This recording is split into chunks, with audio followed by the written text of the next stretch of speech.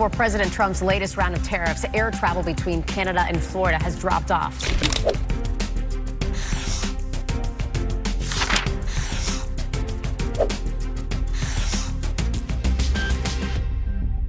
That's something noticed by Fort Lauderdale tourism officials. It's been concerning.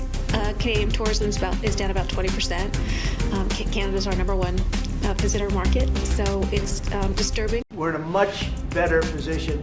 We have trillions of dollars coming into our country. If we didn't have tariffs, we would be a very poor nation. He's attacking Canadian families, workers, and businesses. Florida, the Sunshine State, once painted as the ultimate winter paradise for Canadians, is facing a collapse no one thought possible.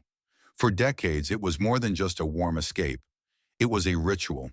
Retirees from across Canada, often called snowbirds, would flock south every winter, bringing with them not just vacation spirit, but billions of dollars that fueled local economies. Beach towns thrived, restaurants buzzed, and whole communities depended on their steady return year after year.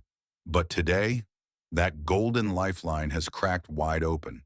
Shuttered storefronts now line boardwalks where Canadian laughter once echoed. Business owners whisper the same chilling words: ghost town. At John's Pass, one of Florida's most iconic waterfront strips, revenues have already plummeted by 30% this year alone. The numbers are staggering. In just 6 months, Florida has lost an estimated $6.6 billion in Canadian spending. Alongside it vanished $2.1 billion in property taxes once secured by foreign seasonal residents. Town budgets, once comfortably cushioned by steady Canadian cash, are now riddled with shortfalls. Local leaders face impossible choices: cut community services, raise taxes on struggling residents, or sink deeper into deficit.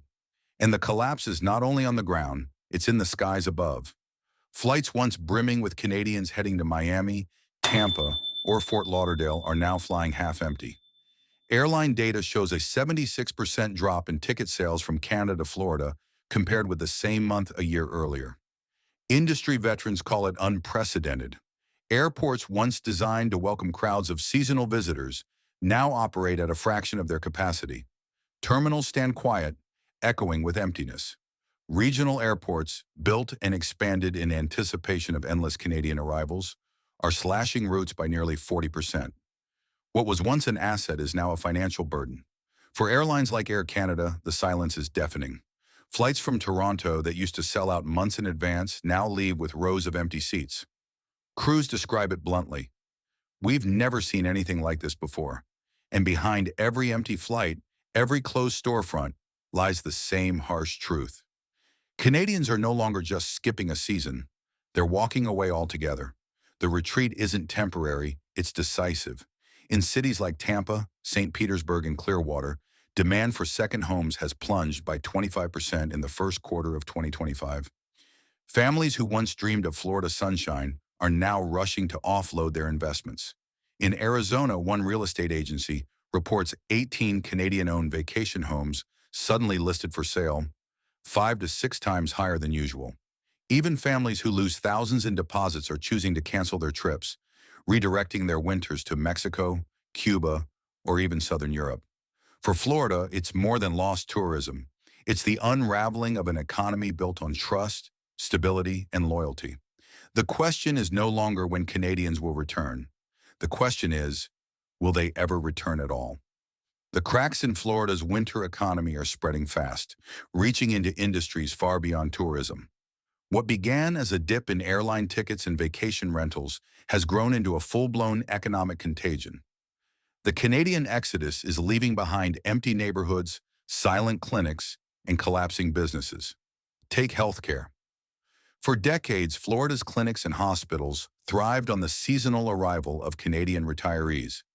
Thousands of patients would seek long-term care, routine checkups, and specialized treatments during their winter stay. This steady flow created a dependable income stream, keeping entire medical practices afloat. Now that lifeline is gone. Revenues at seasonal care centers have plunged by more than 60%. Specialists who once relied on predictable Canadian appointments stare at empty calendars. Some have closed their offices entirely, leaving communities without access to crucial services. The construction and home maintenance sector has been battered just as severely. Canadian-owned properties once provided year-round work for contractors. Seasonal renovations, repairs, landscaping, and upgrades kept crews busy and cash flowing. But now, contracts have collapsed by 70%. Contractors scramble for work, and small businesses that once relied on Canadian clients are downsizing or shutting their doors. The housing market itself is cracking under the strain. In neighborhoods designed around seasonal living, property values have fallen by as much as 30%. For sale signs line the streets, but buyers are nowhere to be found.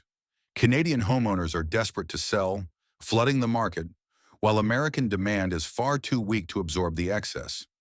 Entire streets that once buzzed with seasonal life now stand eerily silent, windows shuttered and lawns unkept. Behind these economic tremors lies politics. Florida, a state that built its identity on hospitality and openness, is now paying the price for choosing ideology over pragmatism. Instead of recalibrating when the first cracks appeared, leaders doubled down. They delivered fiery sound bites and defiant slogans, ignoring the mounting cost to local economies. The result? A credibility crisis that stretches across industries and even across borders. Leaked reports from tourism boards and chambers of commerce reveal the panic behind closed doors. Executives admit the losses are not just seasonal, they are structural. Hotels face waves of cancellations. Budgets once balanced by Canadian property taxes are sinking into deficit. Projections show shortfalls stretching years into the future. And perhaps the most devastating realization, this isn't a cycle that will simply correct itself with the next season's sun. This is a permanent redirection of loyalty. Canadians once thought to be bound to Florida by climate are discovering alternatives, and those alternatives are more than willing to welcome them. The exodus is not just about missed vacations, it's about trust. Once trust is broken, it rarely returns. Florida gambled on loyalty, assuming Canadians would always come back for the warmth of its beaches. But economics is unforgiving, and the billions once taken for granted are now flowing abroad, reshaping the map of winter tourism forever. While Florida stumbles, rivals abroad are moving swiftly to seize the opportunity. They're not just waiting for Canadian travelers to show up. They are actively reshaping their policies, infrastructure, and messaging to capture the loyalty Florida squandered. Mexico, already a favorite destination for Canadians, is doubling down. Beyond the natural advantages of affordability and warm beaches, it's simplifying visa processes, extending residency options, and promoting itself as more than just a vacation spot. In coastal hubs like Puerto Vallarta and Mérida, developers are building new communities designed specifically to mirror the suburban comfort Canadians once sought in Florida. These aren't just condos, they're carefully crafted neighborhoods offering familiarity, safety, and long-term stability. Across the Atlantic, Portugal is taking a more strategic approach. Its government has launched campaigns not just about sunshine, but about trust, community, and security. Tax incentives for retirees, targeted marketing in Canadian cities, and a promise of political stability are all part of the pitch. The message is clear. You will belong here, and you won't have to worry about political storms derailing your plans. Then there's the Caribbean, a region that has always attracted winter travelers but now stands ready to permanently replace Florida's role. Barbados, the Dominican Republic, and the Bahamas are repositioning themselves as more than resorts.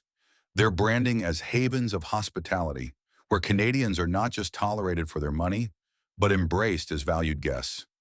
Airlines are partnering with resorts to create seamless packages, making it easier than ever for Canadians to skip Florida entirely. Each of these destinations is exploiting a truth Florida ignored. Loyalty is fragile. Once lost, it migrates quickly. The billions in Canadian disposable income that once poured into Florida's economy are now fueling growth in Mexico, Portugal, and across the Caribbean. And unlike Florida, these regions are building long-term strategies to ensure that loyalty sticks. Meanwhile, the domino effect back home is accelerating. Entire industries tethered to seasonal Canadian demand are collapsing in tandem.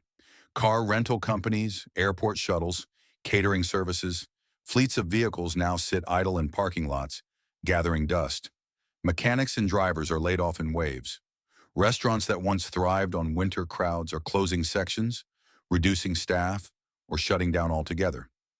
Even the healthcare sector continues to unravel. Pharmacies and hospitals that once relied on Canadian prescriptions and checkups are cutting staff or closing departments. Administrators face impossible decisions, merging facilities or pulling out of communities entirely. The absence of Canadians is leaving behind not just economic gaps, but service deserts that local residents now struggle to navigate. And the blow to real estate is perhaps the most visible of all. Property tax revenues that funded schools, libraries, and community programs have evaporated. Local governments face painful budget cuts. Some neighborhoods, once lush with well-kept Canadian-owned homes, now show signs of decay, unkempt lawns, shuttered windows, entire streets sinking into eerie silence. What began as a tourism hiccup has mutated into a structural break. Florida is learning the hard way that when a single source of demand disappears, the collapse spreads in ways no one can fully contain. The deeper lesson of Florida's unraveling lies not just in the numbers, but in the signal it sends to the world. If even Canada, America's closest ally, its neighbor, its most dependable partner, can walk away this quickly, who might be next? The figures are brutal in their clarity. A single Canadian household spends on average $33,000 over 6 months in Florida. To replace that one household, it would take 28 American households. That's not just lost tourism, it's the collapse of a core customer base that was both predictable and loyal. And loyalty, once gone, does not come back easily. Florida built its winter economy on an assumption that climate alone would keep Canadians tethered to its beaches, that no matter the politics, snowbirds would always return. But the boycott proved otherwise. Economics is more powerful than sunshine. And when billions in revenue migrate elsewhere, they take with them tax dollars, jobs, and community investments that Florida once took for granted. The consequences are staggering. Schools that once benefited from seasonal property tax revenue are now cutting programs. Libraries and community centers close early, or not at all. Local governments are forced to slash services, leaving residents to bear the brunt of budget shortfalls they didn't cause. Neighborhoods that once glowed with seasonal life are fading into emptiness, their decline visible to anyone who dares to drive through. What began as a tourism shock has mutated into a full-scale economic contagion, one that is cascading across sectors, destabilizing entire towns, and shaking investor confidence. And the collapse is not just Florida's problem, it's a warning to the entire United States. Once political hostility fractures economic trust, the damage spreads far beyond state lines. Investors, businesses, and policymakers are now confronted with a chilling truth. When ideology becomes the stage, the economy becomes the casualty. Florida elevated political defiance over pragmatic cooperation, and in doing so, undermined the very foundation of its prosperity. The cost is measured not only in billions of dollars, but in credibility. And credibility is the hardest currency to regain. Meanwhile, competitors abroad are thriving. Mexico's snowbird communities expand, Portugal wins retirees with promises of security, and Caribbean resorts welcome a surge of Canadian visitors. The disposable income Florida once relied on is now cementing loyalty elsewhere. And with every passing year, the chance of winning that loyalty back grows smaller. So the question remains, if America cannot hold on to the trust of its closest neighbor, how will it fare in the eyes of the rest of the world? If Canada can turn away, what about Europe, Asia, or Latin America? The unraveling of Florida's winter economy is more than a local crisis. It's a glimpse into a future where America's reputation as a stable partner crumbles. And the message is unmistakable. Trust, once lost, may never return.